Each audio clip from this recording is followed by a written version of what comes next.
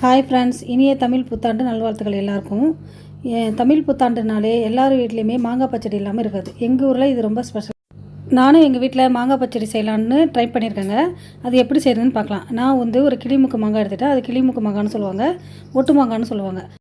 அதுக்கு நான் மாங்காயை நல்லா சீவி எடுத்து வச்சுக்கிட்டு ஒரு வானலில் அரை டம்ளர் தண்ணி ஊற்றி வேக வச்சு அதில் அரை ஸ்பூன் மிளகாத்தூள், கொஞ்சோண்டு மஞ்சத்தூள், கொஞ்சம் உப்பு போட்டு நல்லா வேக வச்சு எடுத்துக்கிட்டேன். கூடவே வெல்லத்தை 2 கட்டி வெல்லம் எடுத்து வச்சு அச்சு வெல்லம் தாங்க எடுத்திருக்கேன். அதை நல்லா பாகு காய்ச்சி அதில் கட்டி இல்லாமல் இருத்து ஊற்றி நல்லா வேக வைக்கணுங்க. வேக வச்சோன்னா மாங்காய் தண்ணியாக இருக்க மாதிரி தான் இருக்கும். வெள்ளைப்பாகு சேர்த்துருக்கனால கடைசியில் கெட்டியாயிருங்க. அதுக்கப்புறம் இதுக்கு ஒரு தாளிப்பு போட்டுடலாம்.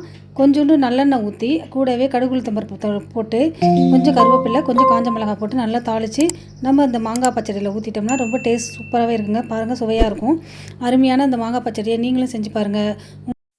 உங்களுக்கு இந்த வீடியோ பிடிச்சிருந்தா லைக் பண்ணுங்கள், ஷேர் பண்ணுங்கள் ஃப்ரெண்ட்ஸ். தேங்க்யூ, பாய்.